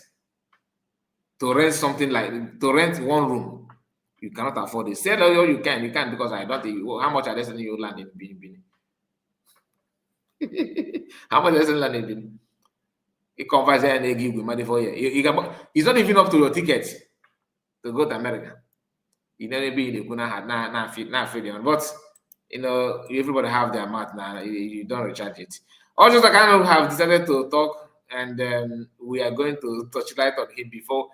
Honestly, I thought that I must have finished all this before now, but here just a kind of place. President Donald Trump has made some remarks that have been making Nigerians unsettling in the last couple of days. Distinguished sir, as a former governor, former whip, you've been around, and you are very close to former U.S. presidents and even senators. What is your response to this, and what do you think should be the way forward for Nigeria as a country? Well, what Donald Trump said, I will also disclose myself fully. I'm pro-America. So, for anything I will say, know that it will be pro-America. That's why you need to be afraid of anybody that's answered that name, politician in Nigeria. Whether the person, if you like, sleep in the church, you are or they're all criminals. Do you know what this man did here? He started. They asked. I believe you listened to the question. You heard the guy well when he threw the question to him, and he was like, I am a pro-American. So whatever I'm going to say now is for pro-American. He's warning you ahead. Listen to him. What Donald Trump says is a lie. The answer is yes. There is not a lie because what Donald Trump said is a lie. The answer is yes. It's not a lie. Hear him again. These people, all of them, don't exempt any of them. They are all the same. Watch. Well, what Donald Trump said, I will also disclose myself fully. I'm pro-America. So, for anything I will say, know that it will be pro-America. Meaning that don't hold me what I'm saying now, Nigerians. And what I'm saying now, I'm just saying it because of I'm afraid of America, you understand? So I will not tell you the truth. I just want to let you know that what I'm about to say now is a lie. But for America not to see me and come after me, let me say it this way. Do you understand the brain behind what how he started? Watch. What Donald Trump says is a lie. The answer is yes. There is not a lie. But Donald Trump said what Donald Trump said is a lie. Yes, but it's not a lie. And these are people that some people tell you that you cannot get Biafra without them. That they need to be with you. What you guys are doing, you are talking to yourself. We need our politician around us before we get it. Really. We've been done 20 years. At this age. Can I read one again? I want to before you born and you get quit.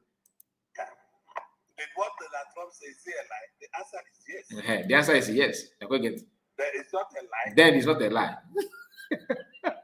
Because Donald Trump said the truth. Nigerians are being killed, whether they are Christians or Muslims. Are they not being killed? If they kill people in Plateau, they go to a church in Plateau, those they will kill are Christians. Now, in fact, after listening to this video, this man did not offend the Nigerian government. He did not offend America. He did not offend Christians. He did not offend Muslims on a Galloway. And tomorrow somebody is waiting for them to come and tell us the way forward. Like seriously, he just knows what he's doing. He started by telling that no, let me just introduce myself. Did he say introduce myself? No, wait. I don't want to quote misquoting. Wait. Some remarks that have been making. No. Secondly, in the former government, former whip, Former. you've been around. Very close to former U.S. president. President. What is your response to this, and what do you think we should do? Be the way forward? Now, listen. Well, said what Donald Trump said. I will also disclose myself fully. Now, I will also disclose myself. I'm going to introduce myself. Disclose myself fully. I'm a pro-American. So why disclosing yourself? You should have started by telling us who you are. Since you want to go, if you want to be that farmer, tell us your age, where you come from. But he jumped. I'm pro-American. Should be all of you know, Abby. No, don't tell anybody. Just keep it for yourself. If they're gonna listen to this video, they will know. I'm a pro-American. So you know what I'm going to say now. You're going to favor America. Pro-America.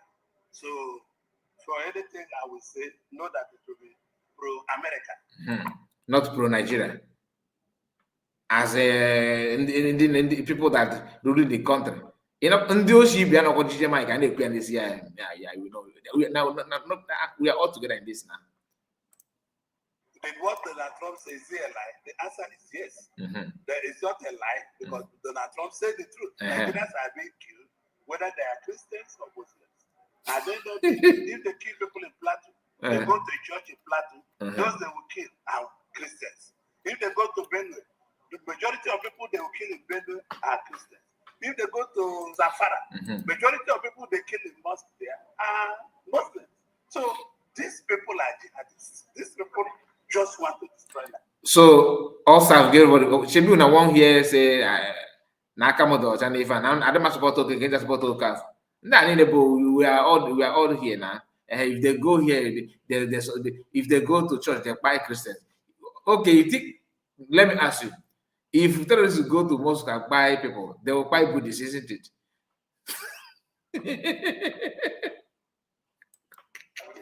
So we should call a black name on them. Now, if you want to use that criminal mind like him to throw him off balance, you ask him how many church, if they buy, how many people do they buy in the mosque? Like how many mosques have been attacked, and how many churches have been attacked? How many states have been attacked? How many? Just mention the states, and those states are they Muslim dominated area or Christian dominated area? Because the question is which of them they buy more. I have not seen any video where the Muslims are having mass burial. Christians are having it without they have lost count. Even yesterday, just I don't think I cannot bring this here. Yesterday, if you go to Joseph Okochukwu, you see them, and maybe I will share it later on my S. If you know, you know. Yesterday they talked by 3 reverend fathers, 3 in Nasarawa State. Is it Nasarawa State or Zamfara? I have forgotten the state, but watch. Without any beating, they will be smoked out. Let me also tell you, the American president cannot talk anyhow. In my own little way, I have spoken to 2 former presidents, 1 Republican and 1 Democrat, and they all agree that I've spoken to about 6 senators, sitting senators in the U.S. Congress. So they've all said, we will help you people. But let me tell you, before President Trump says the word, mind you, that the American intelligence community, as a pro-American, don't forget that one. All these words we are talking is rhetoric, and you can see Nigerian Air Force. Mind you, that the American intelligence community must have found out where these people are living. All these words we are talking is rhetoric, and you can see Nigerian Air Force, possibly the information that has been given to them by the U.S. authorities and say they are there. And you see Nigerian Air Force in the last 3 days bombing the homes of these people. And that is what it should be. We should not pity anybody who is a terrorist. We should not. We should not. When I was governor, remember I was governor.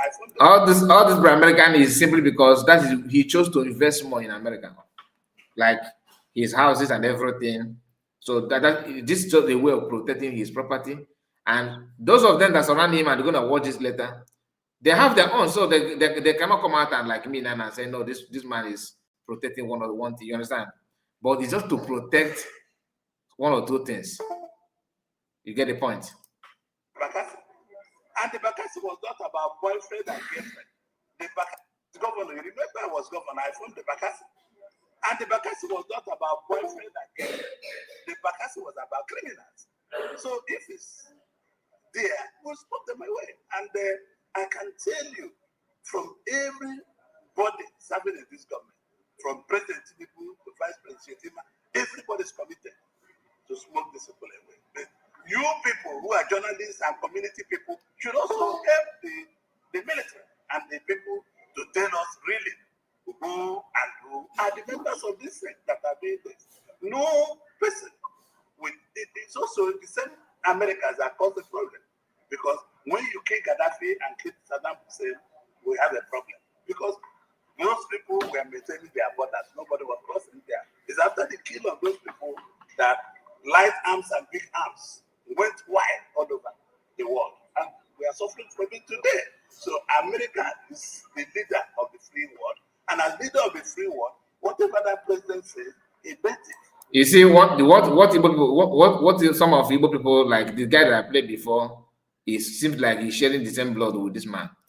You talked about Saddam Hussein. You don't know what he was doing. Like, you think it's just because it's Saddam Hussein, then they buy him. And who actually go after Saddam Hussein? Last time I checked, I think a Republican president, right? And who is responsible for buying of Gaddafi? Democrat. The Democrat always go, their own action always, doesn't make sense to me. Like, what they do, the only one that makes sense a lot, which of course it was a kind of operation that every politician in America unanimously agreed that they had to fish him out, is Osama. But the issue of former Libya President Gaddafi is a very big mistake. But the one of Saddam Hussein, go and check what the man was out doing. Go and check. I don't need to tell you anything about it. Now, the Nigerian army decided to show you how they capture some people. I'm not gonna keep it, all. I have to remove it a little bit because of the committee guideline. But you know what this means, okay? What it means is that Nigerian army claimed they invaded a place where Ndiojo and they captured them and showed some Ngwogofaji and brought them out, covered their face, and they called it, public parade. That like they're parading it for the public while covering their face. When now read what this faceless citizen observer said here, because this one makes sense. That's why I have to show it. He said the Nigerian military troops were said to have raided Fulani terrorist camps in Benue yesterday. During their parade, their faces were covered from the public. What is the essence of public parade when the face of the terrorists are hidden? Nigeria and their drama. That one I agree, because you capture them, as you said, and you cover their face, so that means you are still going to release them to go back and continue. The reason of arresting them is for this shooting, for this movie, capture. Because did you see anything like elimination, that they have eliminated them, they have made their stand and all that? No, you won't see something like that. You won't see anything like that, because to them, we capture them for this shooting, to just show you, for this show off. Then after everything, we are going to continue from where we stop. Do you understand? Now, let's go to Kukah, Bishop Kukah. Bishop Kukah is somebody, okay, let's continue. Let me continue. Bishop Kukah is somebody that many of you know as a bishop. I don't know much about his bio, but I don't even know his state. But we are going to read this, and we go through comment section to see what people says about it. Kema that na wayo deny if I made it too much. This man some time ago was singing and shouting about genocide. Okay? Immediately he got some favor, he turned it upside down. He started saying something else. Margaret said Nigerian military can lie and they will continue to lie. Yes, you are taking me back to the video again. You know, what people don't understand is that they say that, I'm coming back to Kukah, please. They said they captured terrorists in the you capture them and you want to do parade, like, you know what parade means? So for public to see that you succeeded in this operation, and you capture them, you showcase what they have and all that. You show their face, you do everything. When they capture people in Southeast, they will do everything and video it and publicize it. But when they capture well-known terrorists, that what they have done is visible, people that are responsible of you forming IDP camp, you lay hands on them, and what you do is to cover their face and face camera and make a public publication like you have captured them, their so numbers and all that. Then everything after that, you release them again, they continue from where they stop. Do you understand it? It's not as if they don't know the rule of engagement. They understand it, but can they carry it out? No. Why? Because they have to favor some certain people, just to make it look like everything is about, the nation. You want to protect their lives and their face and all that, which is entirely your business. But are you doing the same thing in Southeast? The answer is no. You remember the video of one guy that called Chinas Award? They were asking the guy, who you are working for who? He said, he mentioned some guys. Who is sponsoring you? He said Chinas Award. How many of you remember? Do you remember that video? Was the guy's face covered? Did they cover his face? The answer is no. The answer is no. When they cover Master Kano's face, the reason is because they want Master Kano to see some people that are behind it, people that he actually don't know. They covered his face for him not to see them. But guess what? Master Kano knew everything that happened there, because I believe that he has been briefed. That's my own belief. Nobody tell me anything. That's my own belief. But time will tell. Time will tell.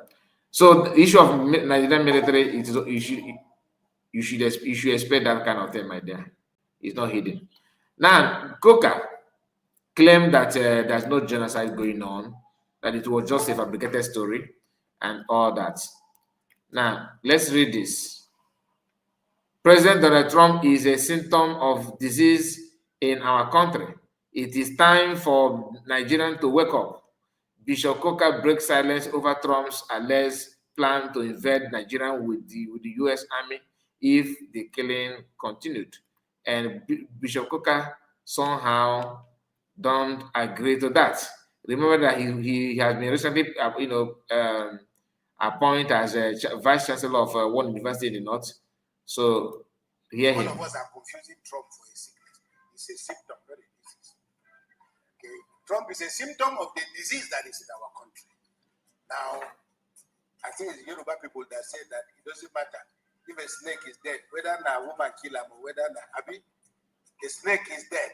So whether it is Trump or whoever that has given us this jab, it is time for Nigeria to wake up. Let me say something. I don't know whether they remember. You're going to be told later about how President Jonathan became the president. There is an incident. Many of you remember the National Peace Committee that I convened in 2015, when there was an apocalyptic diagnosis that Nigeria was going to collapse. And the tension that existed at that moment, something happened. And it was about getting President Jonathan and General Buhari to sign the commitment to free, fair, and credible elections in Nigeria. We fixed the appointment. President Jonathan gave us the time. We went. Unfortunately, not unfortunately, it happened to be now President Tinubu's birthday in Lagos, and Buhari and everybody had to come for that birthday. Now, just at the end, it was just there was only 1 or 2 days more to elections. And we needed to get both of them in one room. And it proved almost literally impossible. President Jonathan was going to go to,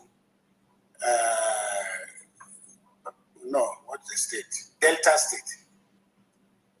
And his schedule had already been concluded. Then, of course, at about midnight, General Buhari came back, and I woke up in the morning only to be told that President Buhari was available and would come for the signing of the peace accord. President Jonathan was going to be in Warri or Asaba at 9, or they were supposed to depart at 9. I think this story is very important because then I now said we had written a text of the agreement. President Buhari had read the text of the agreement and said he was happy with it. Now, unfortunately for me, we didn't know how to reach President Jonathan, and I didn't know how he would call and sign an agreement he had not read. Luckily for us, the day we went to see him in the villa, as I was leaving, I saw one young man who came to me and said, Bishop, I like you. I've always wanted to meet you. People say I look like you. I said, okay, that's good enough. So, and I think we exchanged number. He was anxious to get my number. I gave him my number. So when we gathered at Sheraton, I now called him. I said, please, is there any way? I called him at 7 o'clock in the morning. Can I have the president? He said, it's not possible. Can't you get the president at 7 o'clock in the morning? 8 o'clock, all of a sudden, finally, he told me the president was having breakfast. And I said, okay, I called Dr. Abati. I said, where are you? He said, I'm in the villa. I said, do you have your iPad? He said, yes. I said, I'm going to send you a draft copy of the agreement. Can you go and see the president and read it out to him? He said, the president is having breakfast. And yet, he was able to go, read this text, and came back to us to say the president was happy with the text. It just tells you the kind of things that can happen when people who work with you gel. And I think that's why, as I said, among many other things, I thought I should be here for this event. Now Nigeria is between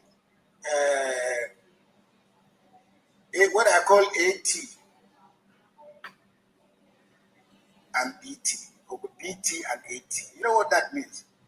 That is right now, everything that happens in Nigeria has to be before Trump or after Trump. Everything in between now is just details. So we are now, the title of my keynote is Nigeria, Time to Reload. Because despite the accomplishment of Dr. Abati, when I checked the records, I discovered that actually people like him and a lot of other people in the media, somehow, and please don't get me wrong, the standards have fallen, not due to lack of intellect, but due to age. Because Dr. Abati's employer today, a debonair Duke, who is sitting here, started a newspaper at the age of 24. I remember with my friend, Sonola Olumese, as the editor. Chris Okoli started fantastic, one of the most memorable paper magazines. Started at the age of 26. Peter Ahoro editing Daily Times. Matthew Mbundoka, a lot of other people and their great action. The challenge therefore is what happened, as somebody will say, on the road to heaven. And how have we ended up where we are now in Nigeria? All this thing he's saying here, you end up understanding nothing. Because I just want to play for some time before we end it. Just don't worry. Because we're taking so long to get to our destination. And because the goalposts are always constantly seemingly shifting, we must be asking ourselves, what is happening with map reading? Why have we ended up with a nation of such disrupted dreams? I look back at Nigeria, the other day I was reflecting. I said, if somebody wants to visit this country today, where will I take them to? I decided to take part of my holiday and I went to Alexandria because it's a place I've been dreaming of visiting. I was shocked. The things I saw in Egypt. And I'm told everything is tied to, they don't have oil, but everything is literally tied to tourism. I'm asking myself, if somebody came to Nigeria today, where would they go to? Many people go to the White House, people go and see Downing Street, people go to Champs-Élysées, people go to Paris, they can see where the president lives. But even in our own country, in Nigeria, if you wanted to go, you cannot as a tourist go and see the presidential villa as a tourist. There's no way, unless you are hovering over a plane, you could be shot down. Other places you can go and see where president is. Now, all the things that he's saying here now, like I said, is just to run around without making any meaningful point. Now, people, hit the comment section with different opinion. One, this person said, Tinubu appoints Kukah, Kaduna Federal University Pro-Chancellor. I don't know the name of the school, but I understand that he has been appointed to, lead one of the universities in the north. Now, Kukah to U.S. Congress, federal government helpless, uninterested in dealing decisively with bandit insurgents. This is his post before. Okay. If you check here, this is July 4th, 2021. 2021. He was telling congressmen, US, that federal government are helpless and uninterested in dealing decisively with bandit insurgents. This is Kukah's statement before, right? So the person just put this picture here, for you to see. Then when you come down here, another statement. Bishop Kukah a little to the right and a little to the left. A Reuben Abati is a cassock. No wonder he is the chosen keynote speaker. Now, when you click here again, the same thing that he said in Paris Vanguard, 14th of July, 2021. Then this is Kukah now.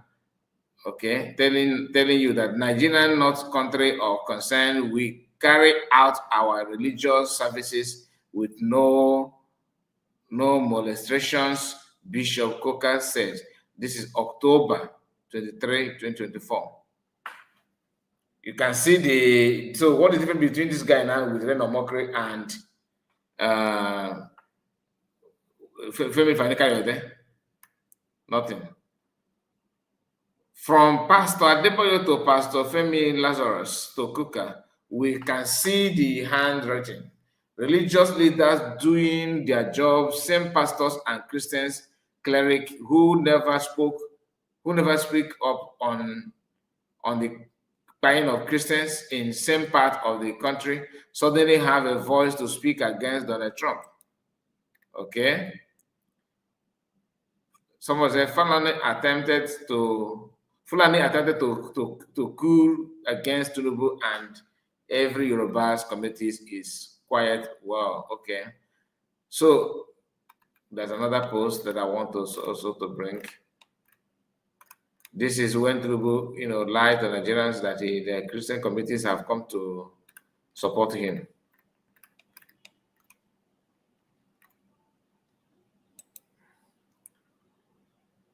Comes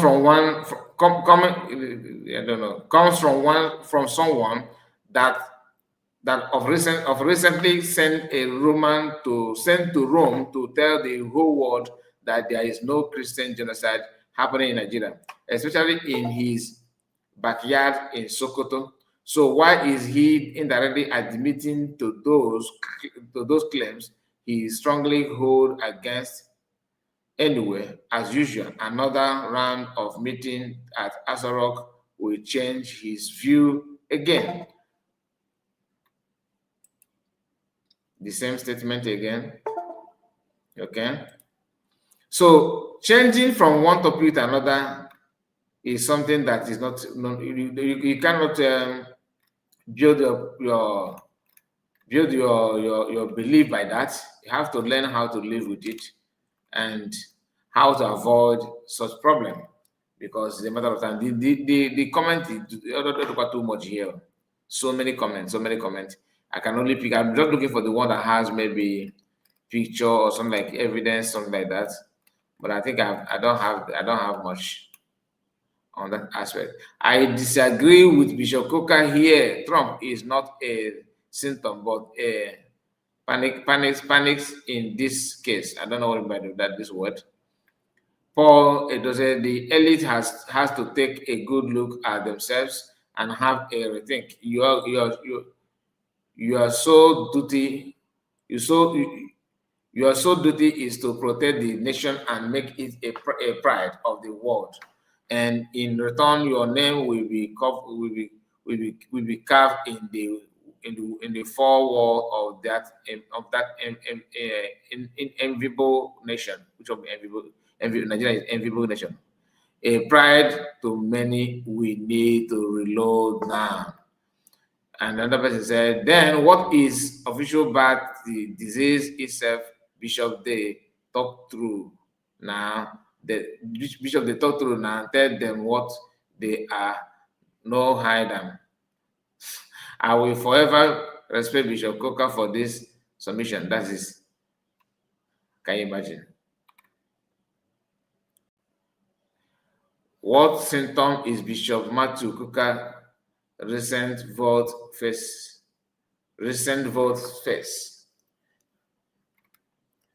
Bishop Kukah, you are the disease. Since you have decided to be a slave to Tinubu, do this bidding because of coin. What was it not a Catholic bishop like you that went to the Congress in US to report the buying of Christians, which was obvious to the blind? You see, people with a different opinion. But what do you think that could be the reason why Kukah is speaking from his both side of the mouth? What do you think that could be the reason? Is it just normal thing? Igbo intellectual. Kukah is not an Igbo. Kukah is not an Igbo. Or unless you're watching from behind, I don't know. Maybe you're watching from behind. So you can see what Kukah said. You can relate, right? Do you agree or disagree with what Kukah said?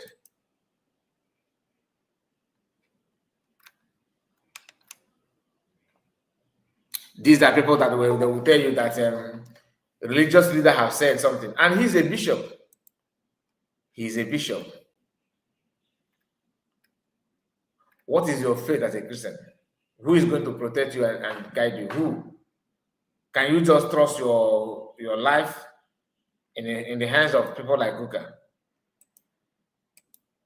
I don't blame him though, because he don't have child. He don't have any. To him, it doesn't really matter. It doesn't really matter. But for us, it does. It matters a lot.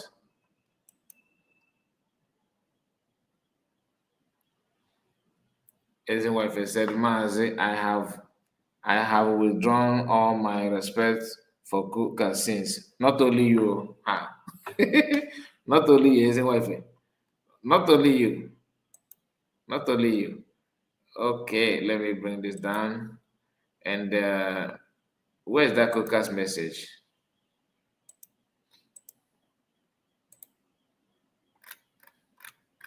Not only you, my brother. Kukah is just another Otondo.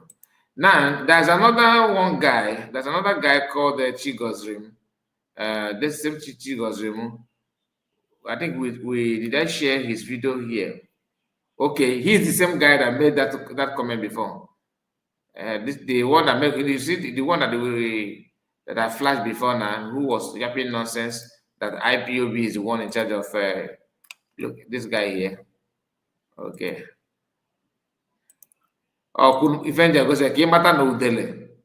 Okay, Udele have his own group, and many people are now with him. Like people like him, maybe they're not in the same group, but people like him are now coming out one by one, trying to talk. And one of them is this guy that I've shown you. I think I've okay. This guy, this very guy now, he's the one that's this guy. Okay, I'm going to share something to you now for you to know what I'm talking about. What this Ano has said about now. I believe you can see him now.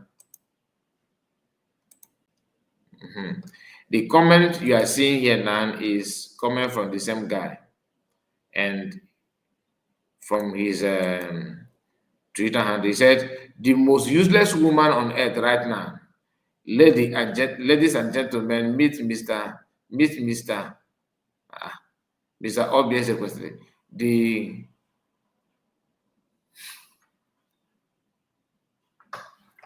The Hammerfreud, who specialized in the marketing Nigerian all because her favorite candidate lost the election. She never tried to demarketing Nigerian when she was a minister under PDP because she was benefiting the stream of corruption that kept Nigerian where it is today." This is the same guy that wrote that nonsense about Southeast. The same guy. Let me see him because I don't even know that he is. And guess who is in his platform? If I'm on an able keep to God there, if I'm on an able keta, who is following this guy? People actually following him. Is Amon Obi. Is Amon Obi. I used to hear this name is Amon Obi. Is following him. Wow. Who again? Or he's one following them. Followers you know.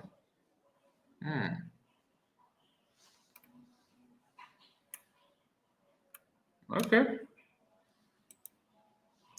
This guy.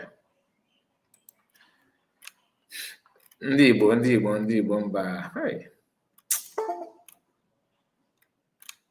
Mba.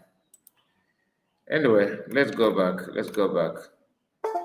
This is his tweet handle on S. P2B is a serial loser. APC won in his polling unit. He is now frustrated and it is affecting his mental health. We try to coach him in language, coach him in the League One, and it is affecting his mental health. We thought, okay, even as an injured player, okay, just making noise. Please, I thought Ludo won the election, right? What is the guy talking about? Ludo is in an APC. Very soon we will expose how he destroyed the education sector in Anambra State.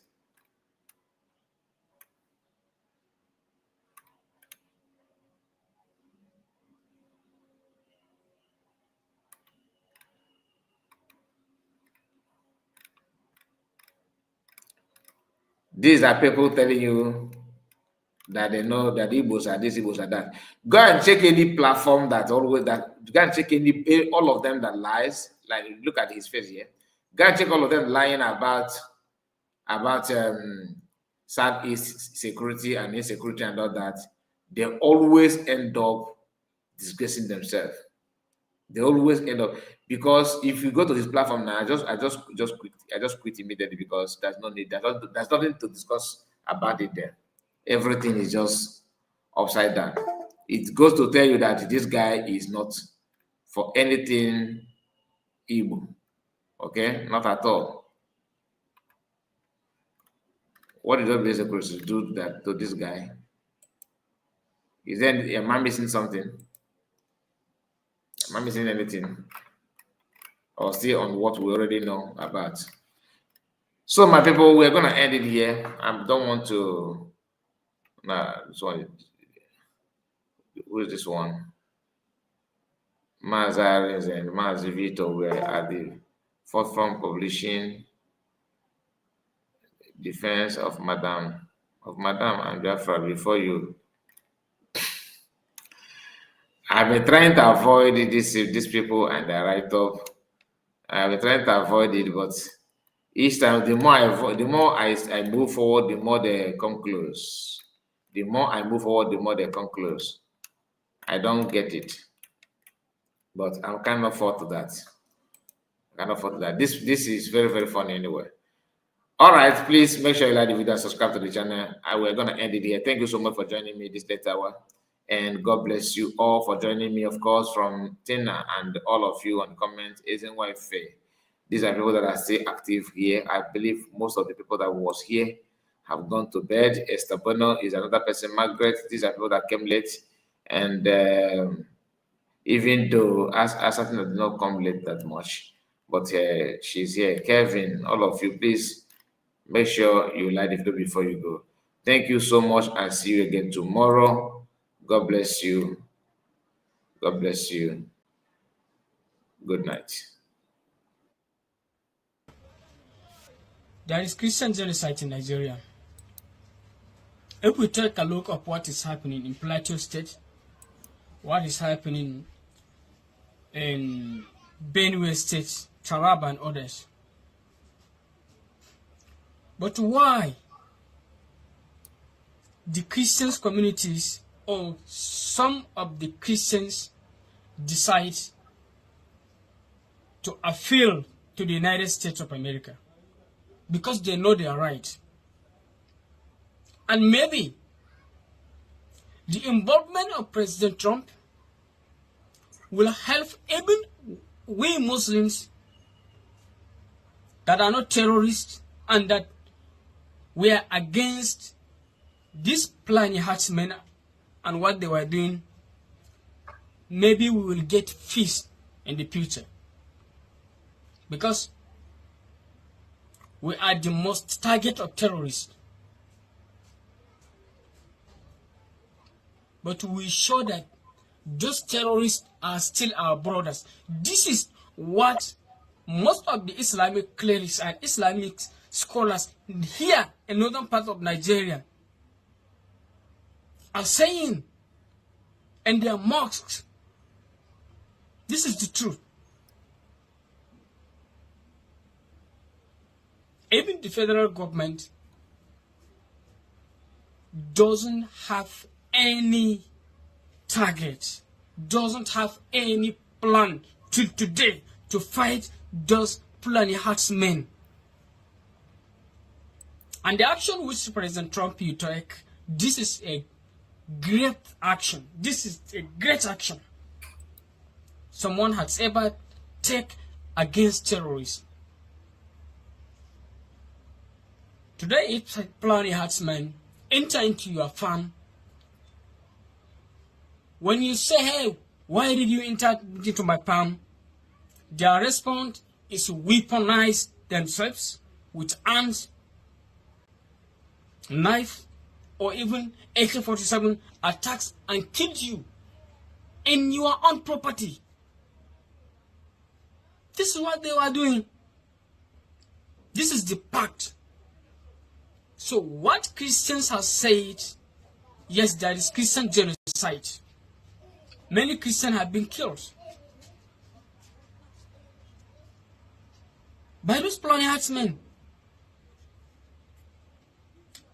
I welcome the United States or America into Nigeria if their goal is to eliminate those terrorist groups, because Nigerian government is not ready to do that. It's not ready. This is the real what is happening. No one has rights in this country than Fulani people. I don't know why. I am their blood. But what is happening is no religion. Islam doesn't have anything to do with those Fulani herdsmen. Any group of terrorism, they will just claim the name of Islam. to bad name the Islam, to bad name the Holy Prophet. And they don't even know how to pray. They were not fasting, but they will say they are Fulani.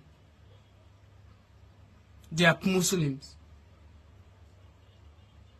So I'm not against President Trump. This is the truth. And I have one advice to the United States government. You have to investigate clearly. There is politicians in the north, Fulani politicians that were linked and connected with those terrorist groups. They are helping them. They are in many ways. In many ways. We see them together. They were negotiating. No one will welcome you to the government house, but you will see a governor welcoming a terrorist group to the government house. And after 3 days, they will start attacking every village, killing innocent lives. Why?